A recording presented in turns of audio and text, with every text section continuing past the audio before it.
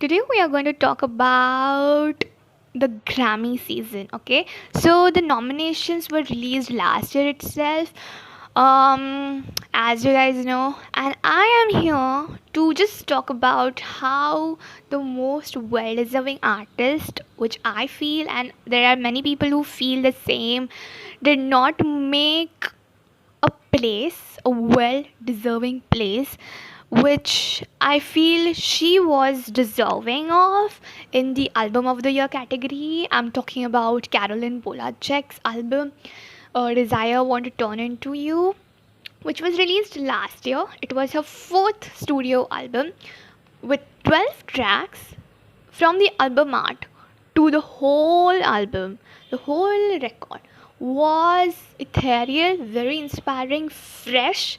The sonic landscape was so fun and catchy. When I was listening to it, it seemed to be so clean, fresh, something new which I can hold on to. The Sunset was my favorite among the last year's music which I heard, and I was like, oh god, where was I? And I discovered her music last year, and today I'm going to talk about why I feel like she deserves a spot. She deserves to get nominated at Grammys for the category of album of the year for sure. And here people are crying about why Greta and Margot did not get nominated for Oscars. I'm like, fine, but here I'm gonna get mad, sort of disappointed, because I did not see Carolyn's name on the list over there. Okay, there are lots of people who feel the same like me. But before going into that, I want to just point out that while recording this, I came across a news which said that she has been nominated for the Golden Trifecta Award, which is given by We Are Moving the Needle organization. Okay, so she is gonna get this award, which is from the NGO. I'm so glad that they are recognizing her, giving her the acknowledgement for her art and what she brings to the table.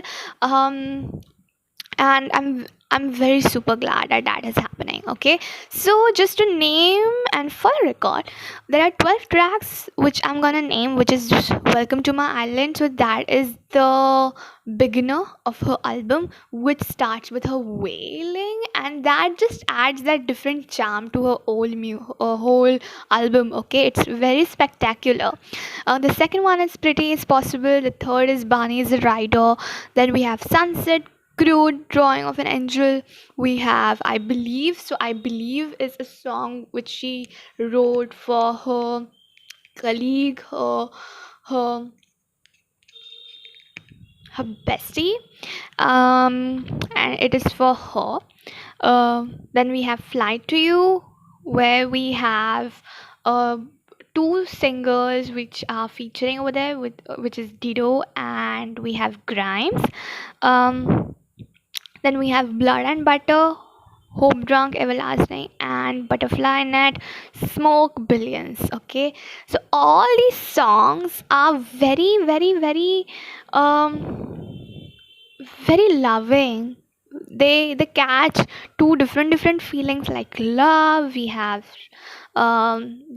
some thing related to talking to a friend when our dear friend passes away, and there is that magical quality to it. There is that connection. There is that um honoring of the presence of other human beings in our life, in a very grateful and a loving manner. It's about desire we feel about when we are in love. We just want to get into their body and we just want to get on them, and it doesn't make sense how near we are to them. We just want to get into their skin sometimes and to feel them much more, and that's what captures the feeling basically of this album. Okay, so what I feel and why I'm so particular on the feeling I get, like why I feel her album deserves a spot on the list at the album of the year. And then I should say, I feel like she should win album of the year, in fact. Okay. Um, the first thing I'm gonna talk about is her experimental voice, her innovativeness, which she brings to the table. Okay, I especially being from a Gen Z generation, like I feel like we have been given so much of the same sonic landscape to dive into that we just forget what makes music magical, ethereal, and very praying, like you're like praying something, you feel that connection to it, you feel healed by it, or some corner of your heart feels replenished, revived in some factor, um but after you have grown out of lots of artists and you are done with them. For example, in my case, I'm done with Taylor's songs. I'm not much more interested in Olivia either. I was finding something new, to listen to, and I'm very grateful to God that I came across Caroline's music. The other favorite of mine is Lana, for sure. So something different, a different story, a different narrative. I feel like Caroline's playful, uh, playful actions, her dedication to writing music, her bringing the nature of her travels, the locational music patterns she try to infuse in the in the music is really spectacular, is what I feel. For example, in Sunset, which is my favorite, if you guys know, has this flamenco tribe. While she was in Italy, she was so inspired by the music landscape and the way people live and the liberating feeling she gets from there, and it's rightly so. We can see it in the music video as well. The way she has shot Sunset, for example, is so good. It's different. I haven't seen many artists record that way or shoot that way, tell a story in such a superb way. It is something so good. It is like an art piece. For example, if I need to like ideated in some format also. Okay, so I feel like she experiments with her music, she experiments with her voice, she is very artistic with it, for sure. It feels like she she is like praying to the music lords, when she's singing, when she's in her own zone. even you even you see her at concert, the videos around, I feel like she's in her zone. It feels so good to hear her live singing. I haven't attended her music concert yet, but I feel like it's really superb of what I've seen from YouTube so far. So I feel like she offers innovative sound, which is very experimental pop, and it's very new and fresh to ears. You know what I mean? Like a new voice, a new sound, a playful instrumental situation going on, and I'm here for it. Okay.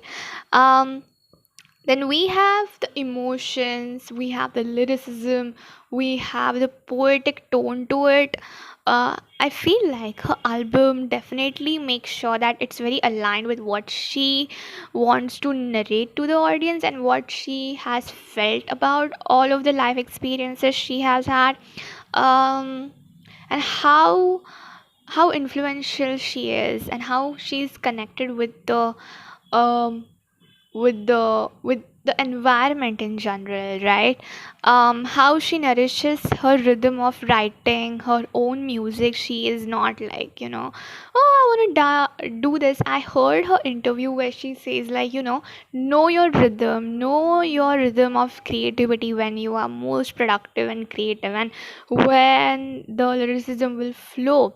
Because often it happens, it's like we are juggling through lots of stuff, like especially this brilliant musicians, where source just connects you to the page, and here you are writing. Okay, you are creating something amazing, right? um and it's really good. The narrative is good. For example, the song I Believe, which inspired her, like her colleague's death, was a catalyst for her to write this, which is really, really, really, somehow it makes you emotional.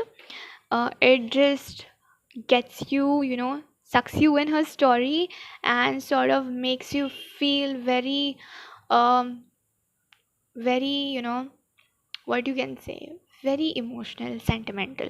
Okay, so there is that depth. Okay, the layer of depth you get when you are, peeling different layers of her album, and I'm here for it.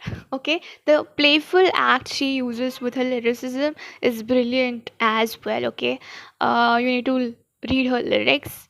You need to you need to listen to her while she sings it. It's brilliant. Okay, not only this, okay, but Pitchfork and brilliant music journalists um have given it that rating, which is 8.7. For example, Pitchfork gave it 8.7 rating, and the album is critically acclaimed. Okay, while I was reading the Guardians, it is one of the 50 great album of 2023. Not only that, her album jumps out to be on number 3. Okay, on number 3. All right. Okay, and I it just amazes me, why did not she made on AOTY, like literally. Okay, yeah, but the great people who have taste, I feel like, no, like she deserves it for sure. Okay, um then beyond this, then there is this cultural relevance, which is the sonic commentary on her life, though, but which also aligns with the zeitgeist somehow. Okay, somehow everyone feels some same way, on the same forefront, or because of the other experiences they are going through, but somehow her music connects. So definitely that is a good thing. Whatever the commentary she's doing through her music, which is really very artistic, I feel like it is connecting with lots of people. It is really very much nourishing to the soul. Like, really, when I hear this song Sunset, I'm just going to talk about Sunset because that's one of my favorite song. um I'm so happy that she released it with the video version as well. It is so pleasing to the eye as well, for the eyes as well. So, the narrative, the connection she has, and the way she just flows in her music, and she allows herself that freedom without that, uh, flavor of like perfection, and she's not chasing it anymore. You get to see it. You see how free she feels when she's creating her album or she is singing. Okay, you feel that, at least I do. Okay, and the next part I want to talk about is her consistency throughout the album. um like it the album Desire, I want to turn into you, has this cultural impact. It definitely changed the music landscape for sure, for the people who are music aficionados. For example, me. Okay, it definitely changed it. Okay, from what I was usually listening to, post listening to her, I completely changed. Okay, my music list.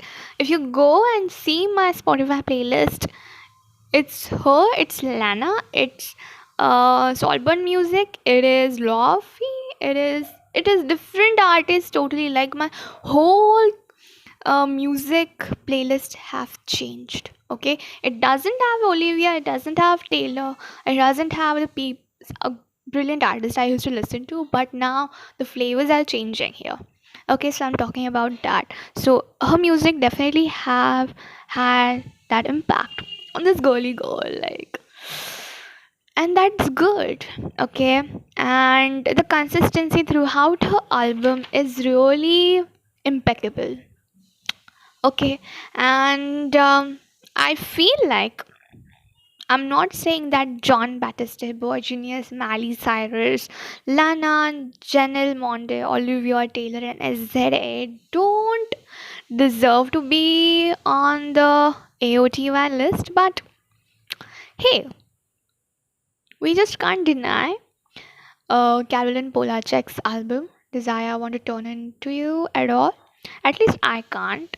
And this is just what I wanted to say, that um, this is just what I feel about this year's Grammy, and this is what I feel like about her not being nominated for AOTY at all.